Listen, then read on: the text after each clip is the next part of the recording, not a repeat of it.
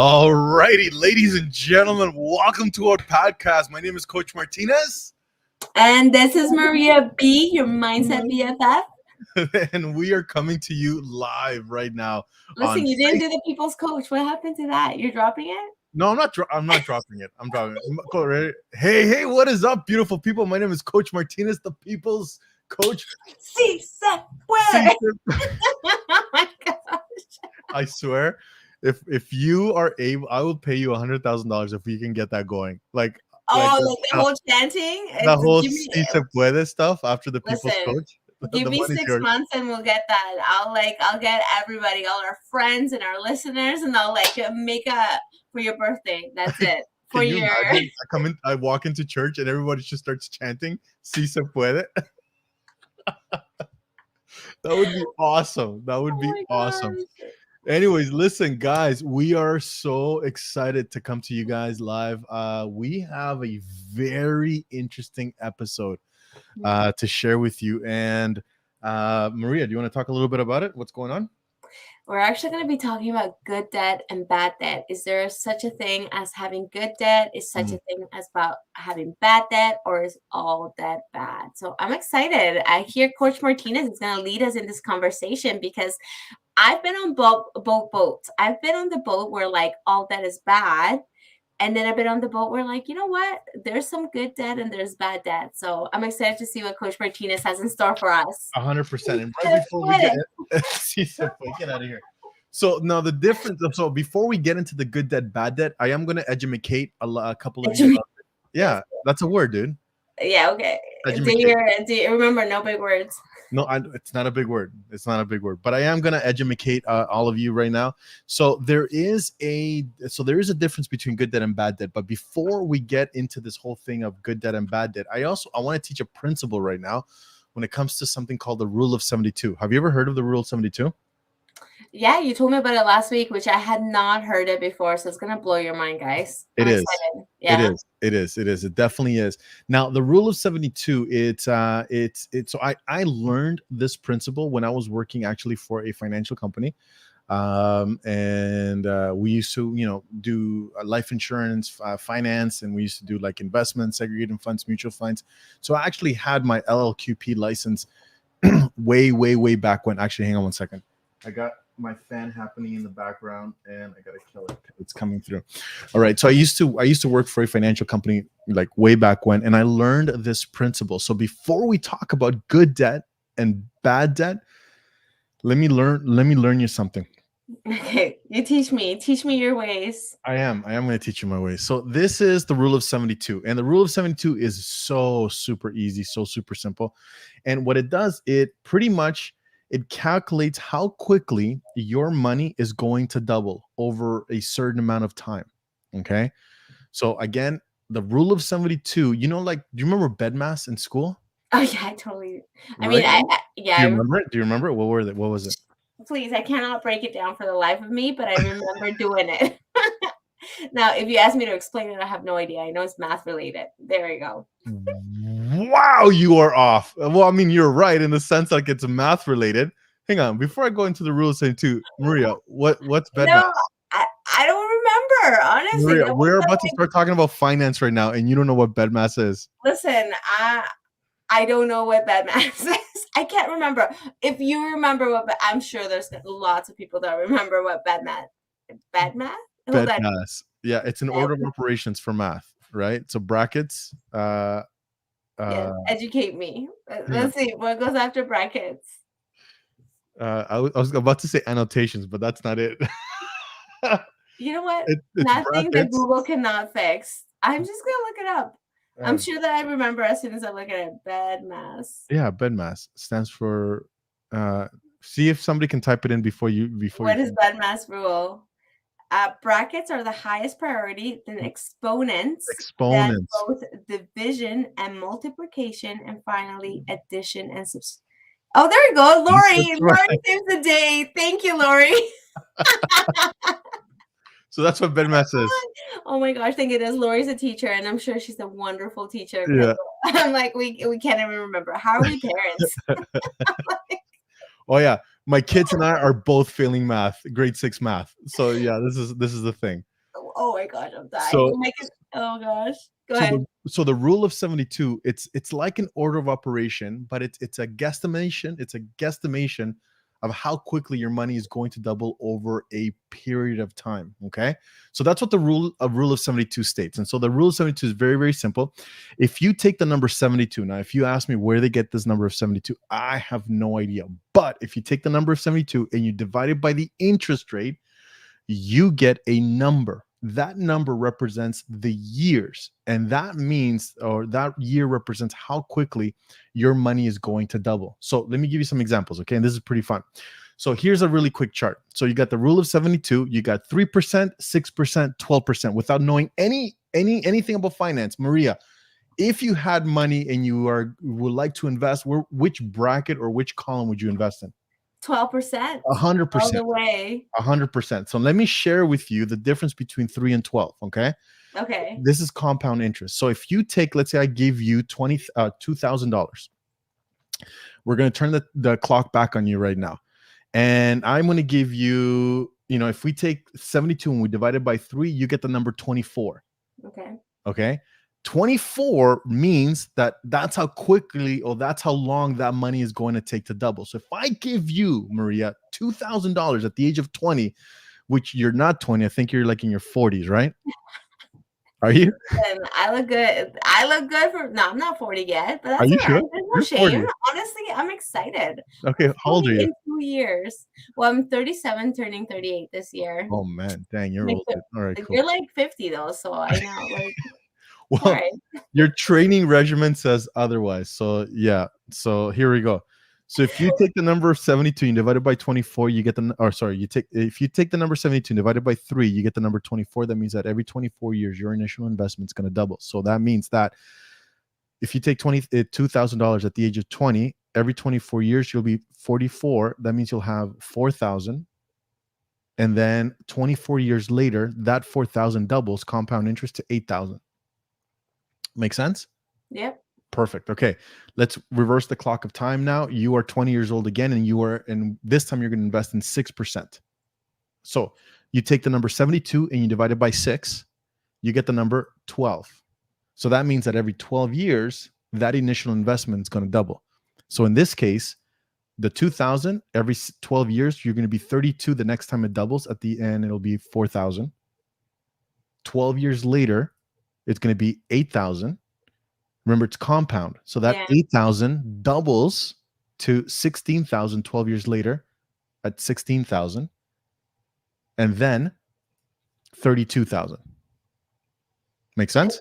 Yeah, it totally blows my mind. Compound interest is crazy. It's crazy, right? Like, and that's the thing is the best time to invest was yesterday. The next best time is today, right? Yeah, so never true. tomorrow. Never tomorrow. So the rule of 72 says, now you told me that if you could, you would invest in 12%. Well, let's see what that $2,000 gives you. So if you take the number 72 and you divide it by 12, you get the number 6. That means that every 6 years, that initial investment is going to double.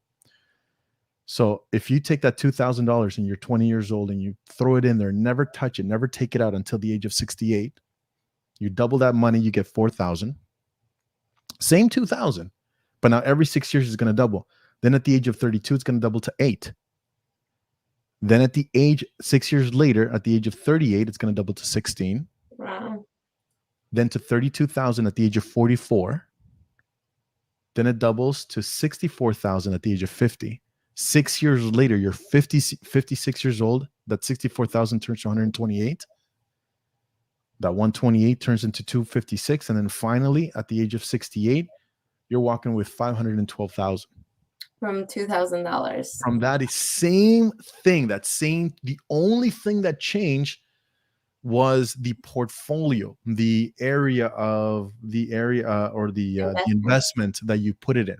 Now, here's the difference between good debt and bad debt. Us as human beings, ladies and gentlemen, we tend to save between 0 and 3. Right? So we tend to save, on an average, most people tend to save between 0 and 3, but borrow between 6 and 12. And when I say borrow, I'm talking about like a credit card, and a credit card is not 12%, people. I Like, know. Oh my have God. you taken a look at your credit card? I don't even I think one of them is not like I don't carry any debt on my credit card, so I think one of them is 19.9, but I think I have one that's like 29.9. Yeah, yeah, 100%, right? So That's super high. I know. And so if we take that 72 and then divide it by the 29, you'll get whatever. And then that's how quickly that debt is going to double over an X period amount of years, right?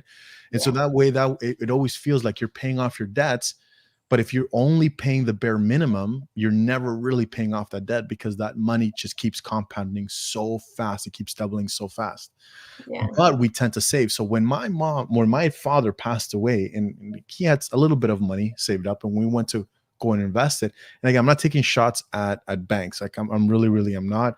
We definitely knew that need them. So if anybody here's in the banking industry, please don't get mad at me. However, their initial suggestion was to put it in a savings component, and that savings right now it's giving me less than 1%. I think it's a 0.5%, oh my gosh, I'm dying.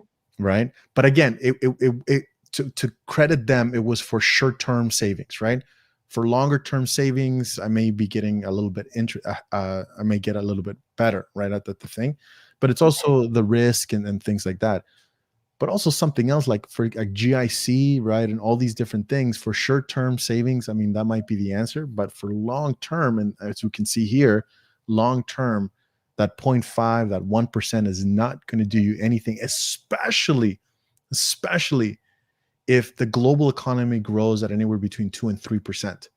So if you're not getting anything out of if you are not getting a return of higher than a 3 for a long term, you are literally losing money just to the global economy. So that's how money works when it comes to investments. So any questions so far, Maria? Nope, no questions at all over here. You're good so far? So I'm following. just to reiterate, you're 46 years old, right? I look Uh, good for 46, right? What do you guys say so? Look at my dashing skin. Sorry, sorry, I just dropped something. I thought that's what you said you were, right? You said you were 46? Yeah, that's what I said. No, That's are what you I lying? said. No, for reals. How old are you? I'm 46. Okay. I don't want to I don't know what to say now. Come on, do you think I'm 46? I don't know. I'm I actually literally just told you my age. Literally. I wasn't paying attention. See, I'm not. You only get to hear once. That's it. I'll just watch the recording. All right.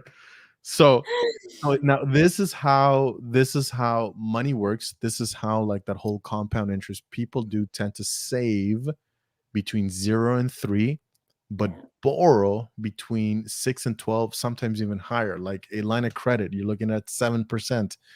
You're looking And at we're like, oh my gosh, 7%. That's such a good borrowing amount, right? right, Like, right. But we're yeah, saving less than 1, or we're saving less than 2, right? Meanwhile, the global economy is growing at a 2 to 3, sometimes higher, right? And yeah. so anyway, so that's the difference here. But the question of today is there a difference between a good debt and a bad debt? And the answer 100%. is what's that? 100% there is. And what's the difference? Good debt makes you money. Bad debt drains your assets. Like, it Mm. takes money away from you.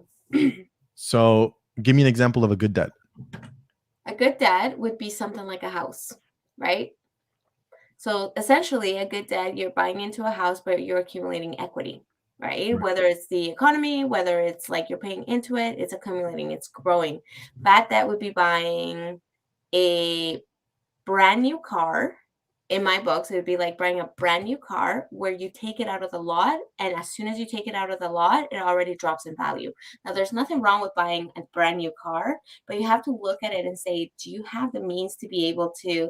Do you have enough cash flow? Do you have enough money coming in that can take care of that expense, right?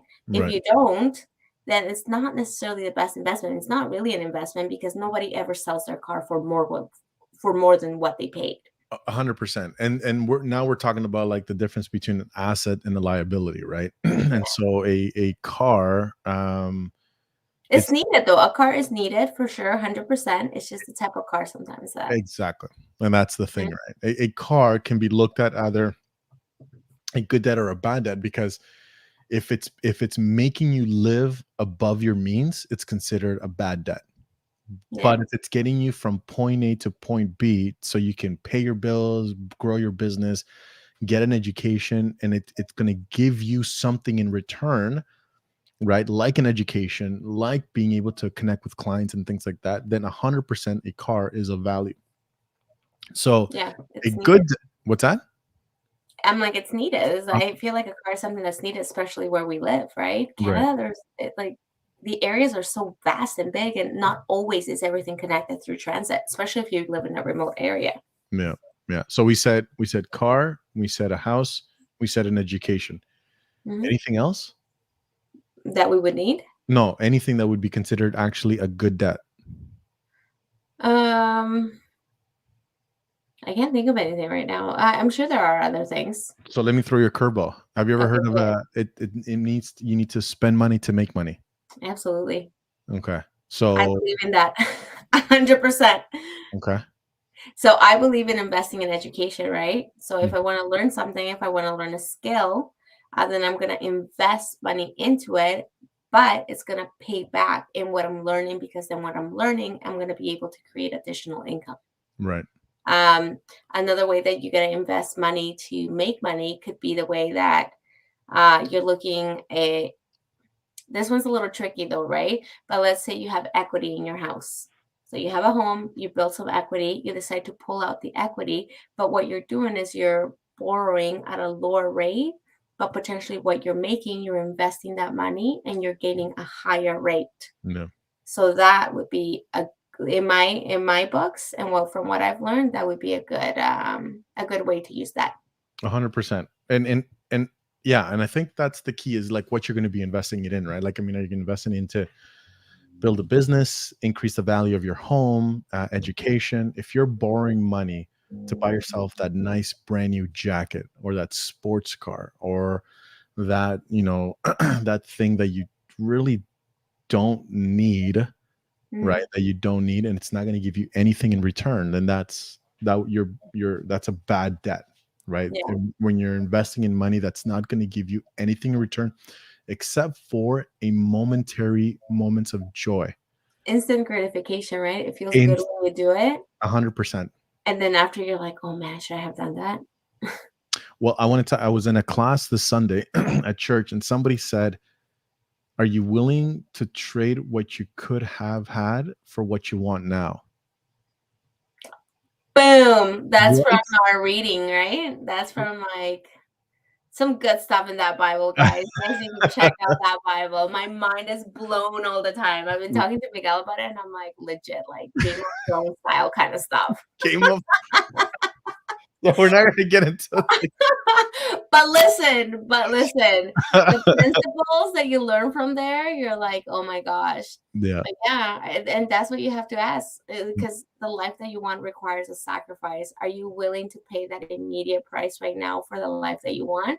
It's a serious question to ask yourself, I think, because sometimes the answer is no, and that's okay. And when the answer is no, then when you gotta look at it, you gotta break it down further. You gotta Yeah. realize, what is it? What area am I willing to pay that price? And as you do it, your ability becomes stronger and stronger, and you're able to do more and take more risks. Yeah. Yeah, yeah, yeah. No, and I've seen it, and actually shameful to say that I've been in that position where I've wanted it so bad, like, and it's just I didn't care about the consequence. I had this mentality of like, that's my future self problem, right? I'll just figure it out then, and I'd just give into the temptation of buying now, and I would buy now, and then just like, Stress anyways, out. Yeah. what's that? I'd be stressed, right? Like after you buy it. Oh, 100%. I've made some really poor purchases before. Like that's got me into a lot of trouble debt-wise, right? And so it took a good partner. It took a really good partner just to teach me money management, right? And we talked about it a little bit about Yeah. last episode, is just that mentality of, that wanting it now kind of mentality. And so that messed me up big time. Yeah. Yeah, So absolutely. So that's pretty much, so that's a big massive difference between good debt and bad debt, right? If you're logging in, thank you so much for logging in right now, guys. If obviously you can always go back and take a look at the whole chart that we showed you on the Rule 72 and what it takes to go from investing to 3% and 6%. Bad debt, credit cards. If you don't have the money now, Maria, should you spend it? No, absolutely no. Cut up that credit card. Listen, you need to cut it up, because if that is that temptation, you need to get rid of it. I'm at awe, because I used to do this myself as well, right? I used to keep things that were a high temptation around, whether it's treats, whether it's credit cards, whether it's whatever, and just think, oh, I'll develop what is it, like willpower. I was like, I'll have that willpower, power will, willpower. Spanglish, no very good looking right now. I know, speak it. Listen, I put things, Jack Human. No, hold on. Oh my gosh, it's not Hugh Jackman. Oh my gosh, you're just messing I like everything up mess right his name up all the time. One day I was talking to Mike and I'm like, Jack Human, and he's like, who? He's like, do you mean Hugh Jackman? And I was like, yes. He will 100% translate for me. So whatever you don't understand, if you know my husband, just ask him, what does she mean by that? He will translate. That is absolutely hilarious. What was I saying? I totally forgot. Anyway. That you were that I don't Oh even yeah, willpower. Oh my gosh, power. Hold on. willpower. Willpower or No, it's willpower. willpower. What is it? Willpower. Okay. So a lot of people, like, and myself included, right? You think willpower is this like thing that you must muster up and you gotta white knuckle it, and you gotta prove to yourself that you can do it, and you have to have that temptation. You don't need to have that temptation. If that's something that you struggle with, credit card, certain treats, like things that you struggle, don't have it in the house. So if that's a credit card and you're into massive credit card, or you have this ability, or you just, and if you know you're going to use it, honestly, just cut it up. Cut it up and take it away. Just take that temptation away for a while. Maybe you'll get stronger. Maybe you decide you don't want to use credit cards. That is what we did when Mike and I got into our debt management, and we paid off a whole bunch of debt that we incurred. We cut up our credit cards because we're like, why have them there? Why have that temptation of being like, oh, I don't have the money now, but I put it on credit and I'll pay for it in the future, when you don't need that in your life. Yeah. And I think it is definitely, I know you're big on mindset, but Yeah. finances and getting out of debt, it is possible. 100%. And one of the people who I follow, so at the beginning of my financial journey, I followed Dave Ramsey. And one of the things that he blew my mind is he's like, this is not a numbers game. Everybody knows their math. Everybody knows what they need to do. This is a behavior and mindset game.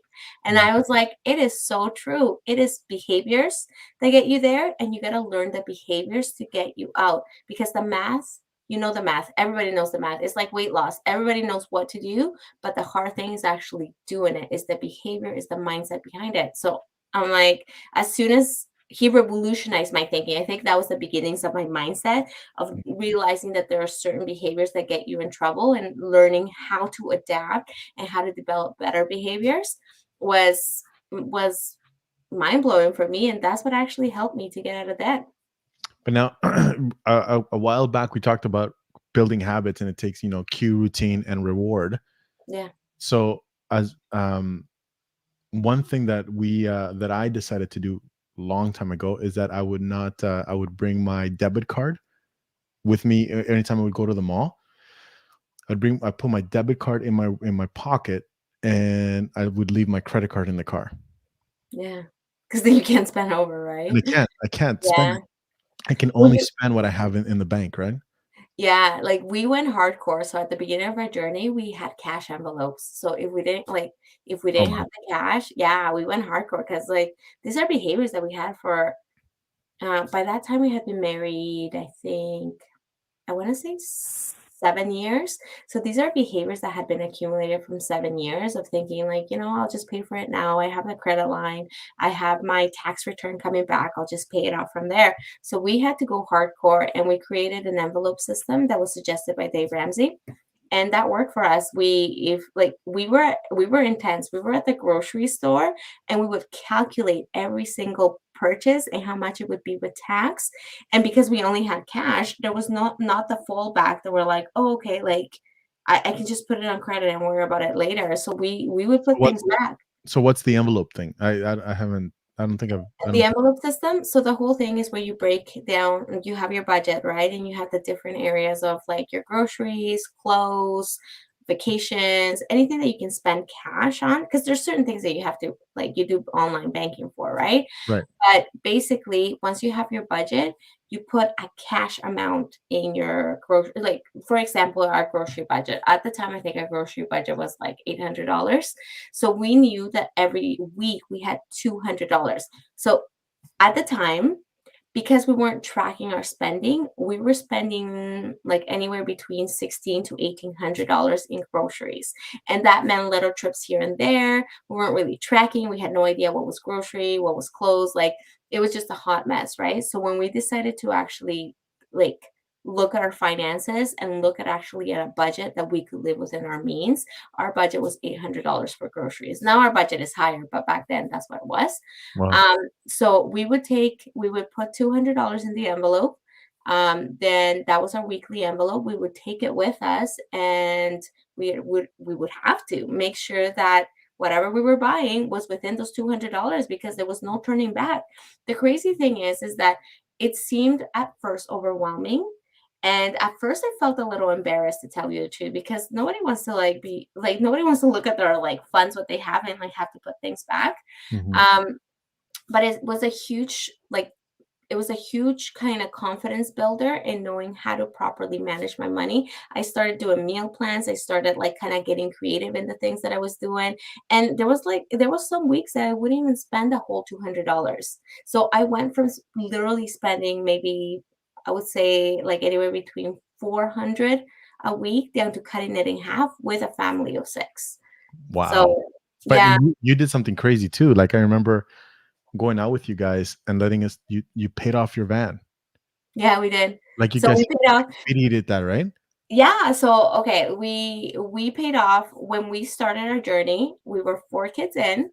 I was on mat leave, and my husband, so we were like a one income family, and a Wow. lot of, there's a lot of mindset that you need to the current lifestyle that we live does require money, right? But there was a lot of people that were like, you guys are crazy. Like, how do you guys have 4 kids and only one income right now? Right. And it was the norm. It is the norm for people to have that. And it's not like people are shocked when you have that, but we didn't want to live that lifestyle anymore. So for a whole month, it's like, when you first start any journey, it's like everything is there to test you. So the month that we decided to commit to this Dave Ramsey process, we had to save up $1,000 for emergency fund. I kid you not, our stove broke. Like, we had no stove. One of the elements wasn't working. I cooked in an instant pot for a whole month because I'm like, this is happening. Our instant pot was the best last purchase that we ever did on a whim. And out of credit, I'm like, that was a good purchase. But anyway, I cooked in that instant pot. I became creative. I made a lot of bread that week. We ate a lot of rice. But you know what? Things were happening. I was like, this is our goal. And we did it. We not only saved up, so we saved $1,000 that on those 30 days, but we also saved up $600 for the repair part for our stove. So that gave us some momentum and that gave us some confidence. And then what we did was a snowball effect. Snowball. Yeah. So basically what you do is that you pick your debt that has the smallest amount of money Oh yeah. that you owe. So you don't worry about interest, because a lot of people tend to try to pay the highest interest off. But basically what you do, you pay the lowest one, and then you go as much as you can with the budget, as aggressively as you can. You create a planning how short you want to pay your debt. So we went aggressive. And once we paid it, we had a confidence boost. That's what you want to do, right? You start off with the smallest to give you that confidence, to reward yourself and help you feel those good endorphins. Then that money that you were paying into that debt now gets snowballed into your second debt. And yeah, and in 18 months, we paid off $38,000 That's being insane. on mat leave. But when I worked for that financial company, it's actually called Mm. debt stacking. Yeah. Oh, I've done the envelope. So Fenella, thank you for joining. So she's done the envelope system. Yeah. They say we should have at least 3 months of wages. 100%. Oh my gosh, I kid you not. That's part of the Dave Ramsey plan that we did as well. We had money put away for an event of job loss, and I kid you not, my husband lost his job, and that's how we're still here because of those behaviors that we learned. We put money away for wages. Thank you Yeah. so much, Nella. Yeah. So I'm like, it's just it provides you so much peace and it gives you so much confidence. Yeah. And so when we were talking about earlier about debt stacking, let's say you have 5 debts, and the first debt, the bare minimum is like, let's say $25. The second one's $50. The third one's 75, and the fourth one is 100, whatever the case is.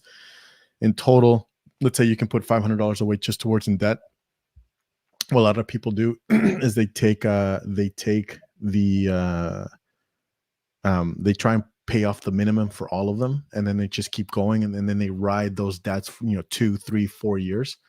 Debt stacking is a very, very simple principle, and for those who are listening to my voice, this is something that you can do. Grab a list, take of all your debts, take a look at all of them, and list them from shortest to biggest. Pay off, and just load on the first one. So let's say your monthly amount that you can afford to pay off in debts is a total of $500, $600. You go crazy on the first one, and once it gets paid off, instead of taking that money that you would have spent on that debt back into your pocket, you put it on your second debt, and Yeah. then you go crazy on the second debt. Then the second debt gets paid off, and then normally what people do is once debt 1 and 2 gets paid off, that balance that you would have paid, they put it in their pocket. They go shopping again. You take that money that you spent on debt 1 and debt 2, and then you put that on debt 3, and you pay off debt 3 aggressively. Then you put it on debt 4, and then finally debt 5, and then all of a sudden you are debt free, like literally fraction of the time. Yeah, it's so true. That's exactly what we did. Yeah. That's 100% that we did. We had a number of different debts. We stacked them. We had like I think we had 3 credit cards. No, we had two. We had 2 credit cards. We had a credit line, and we had a car debt, and we also had a student loan debt. Mm. So we stacked them all up, and yeah, honestly, I would have never thought I would like had you asked me the year before if I would have been able to pay $38,000 in such a short amount of time, I would have said, "Who does that, right?" Yeah. But literally, you can, and you can do it with. Sometimes you think that you need this extra, like this huge amount of income in order to do it. Sometimes you have to get creative. There are sacrifices that need to be made at times, and 100%. you know it when you're ready, right? Like we made sacrifices. We told our friends. I remember actually one time Miguel and I and our like significant others, we were supposed to go out for dinner, and we were like, listen, like we like our car, something happened to our car, and we're like, we're not going to be able to make it. Like we need to pay off for this repair, and we can't do the repair and go out for dinner. As opposed to before, what we would have done is either just gone out for dinner and just paid the money and put everything on credit card and then having to be worried about 2 debts. But instead we made ourselves accountable by sharing our journey with our friends, right? 100%. And it was empowering. You guys were super empowering and super supportive, so it Yeah. always works out. I love what Fenella says here. What a lot of people don't realize, that it's not even though someone pays off the minimum amount, you're still getting charged interest on the original total own. 100,000%.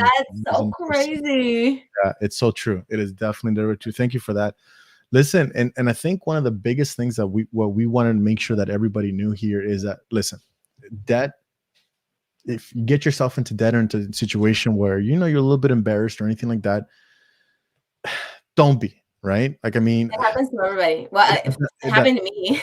yeah, and this is the thing is, and people, oh, you shouldn't feel bad. And you should feel bad because it'll stop you from doing it again. But just don't park there, right? And don't feel like, oh, that's it. I'm never gonna. Don't get discouraged or disappointed. You should feel like, oh man, I messed up. But one thing that you have to understand is that, number one, you're not alone.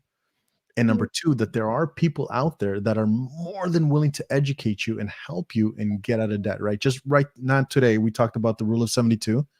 Not a lot of people knew about that. And we also talked about debt stacking, right? It's something else that we talked about.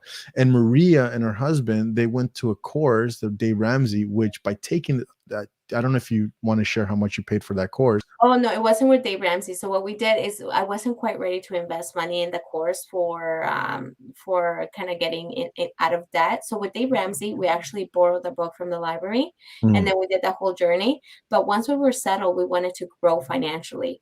And so what we did is it was called Money Mindset Academy, and we paid $1,000 for that. And Wow. it was a 12-week course. It's a 12-week course. Yeah. I Yeah, remember you it telling me was that. so weird. Yeah, honestly, best money I've ever spent. Like, and it was the reason why we jumped on it too. It was 50% off. Like, originally, I think it was more like 2 grand, but he had whatever sale deal, and it was $1,000. And I kid you not, it was that money has come back tenfold. Yeah. And that is a good debt, right? So when we're talking about good debt and bad debt, that is a good debt. You invested in education. And what is an investment? Where you put something in and you're getting something in return, a Yeah. house, an education, right? An affordable car that gets you from point A to point B to make that income, to get that education. A bad debt, you may look good in those in those clothes, you may look good driving that car, but besides that instant gratification, it's not giving anything in return, right? You're not advancing in life financially, right? And so again, yes, everybody makes mistake. You're not alone. Look for help. There's so many things online. And I mean, even, I mean, us, you can reach out to us. Maria is a wizard when it comes to the crunching numbers. And better, wait, hang on, hang Did on. my bed mask give it away? I Like, mean, you should have seen her in the beginning of the show. Bedmass, she killed that thing right there, right? if you guys didn't catch us at the beginning, he asked me what bed mask was, and I'm like, I don't know. like, I'm like like Googling it. I know. Well, see, you didn't catch it, but you know when we're trying to figure out bedmass, you were spelling it BED, right? I was like BA. I'm like, hey, annotation. What Oh is my, that? oh, I think you even had it wrong. Oh my gosh. I spelt it wrong. So I'm like, well, that's not even whatever. Anyways. Hey, hold on. Vanilla says, have you guys heard of the 52-week challenge? No. Have you No, heard? I have Like, not is heard. it the one where you save money every week?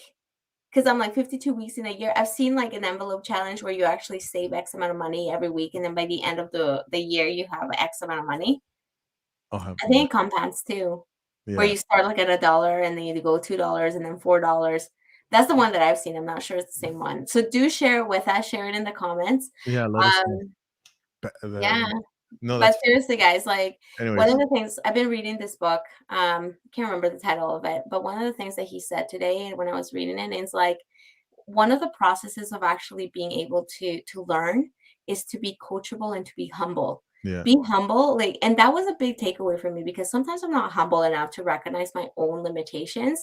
And in this life journey, we have to recognize that we don't know everything, that there is people around us, people beside us, people ahead of us in this journey that Yeah. know a little bit more than we do. And we have to kind of have that humility within us Yeah. and just sometimes listen I agree. because we don't know what we don't know. And especially when we come to finances, finance is not something you want to mess around because all of us get older. All of us at a certain point in our lives will require our retirement. So that's definitely something that we want to start thinking about from now. And don't feel like it's too late. Because even if you're in your 60s, there's still things that you can do. In your 70s, there's still things you can do. Like you're always growing, you can always do things. And it's just such a like if anything, I guess I want to give you guys hope. Regardless of where you are, know that there's always something you can do. So here she goes. You want to read this? This is what she's saying. The 52-week challenge Oh, you is want when me you to read save. it? Oh Okay. yeah. I don't know. My English is ready. Listen, I don't have my glasses. I'm Oh, really that's like right. 'Cause yeah, yeah. Neither do I. I don't have my glasses either. I can't read okay. it. Okay, the It's not 52 week. Hold on, let me read it. Okay, the 52-week money challenge is when you save okay, each Maria. week, and then at the end of the year, you have a certain amount saved. I always tell people to start off with what they feel comfortable with. Oh, and then you just put it right, and then like it could be your Christmas money if you want. It could be your Yeah. put away money. You could put it in a bank. You can do anything you want with it. Thank you so much, Janelle, for sharing. You know what? Absolutely. You know what Tegan does? What? Oh, So her $5. Is that what you're gonna? well, the $5 is one, but something else. I don't. Anyway, she's so good. So one of her cards gives her. optimum points. Actually, we used to Yeah. do this years ago. So she would, and again, she's so good with money. She taught me so much. So she would do is one of her cards gives her optimum points. And so we would go out, spend it, gas, whatever. She would buy everything and anything on credit card. But the difference is like we had the money in our account.